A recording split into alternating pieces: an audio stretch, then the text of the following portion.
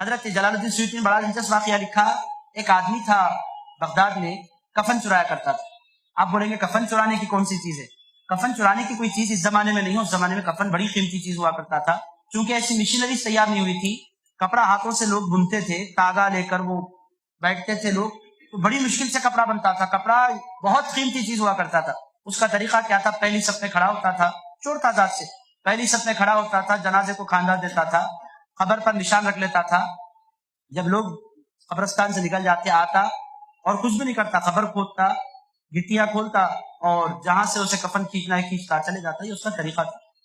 سووں سے کفن اس نے چرائے لے جاتا، کفن دھوتا، پھر مارکیٹ میں بیچ دیتا، پھر وہ کسی اور کو مل جاتا.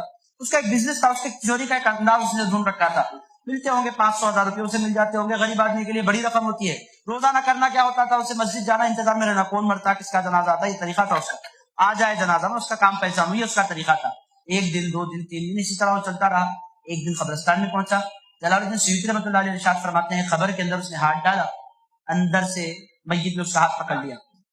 اب یہ ہاتھ چھڑانے کی کوشش کر رہا ہے، میت ہے کہ ہاتھ چھوڑ، اور ایسا مضبوط پکڑنے والا پکڑا کہ لٹک رہا ہے، ہاتھ نہیں چھٹتا ہے. 1 بار 2 بار 3 مرتبہ. اس کے بعد اندر سے آواز آئی، ولی ہو کر ولی کا کفن چراتے ہو؟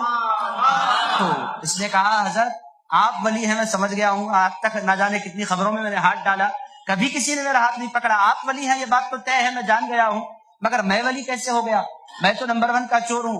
کہنے لگے نہیں، آپ اللہ کے بہت بڑے ولی ہیں. کہنے لگے میں ولی نہیں ہوں حضرت، میں چوری کرنے کے لیے آیا تھا. ارشاد فرمانے لگے وہ جو اللہ کے ولی تھے، انہوں نے کہا آج جب میری نماز جنازہ پڑھی گئی، اللہ رب العزت جتنے لوگ شریک تھے ان تمام کو اللہ رب العزت نے اپنا ولی بنا لیا ہے.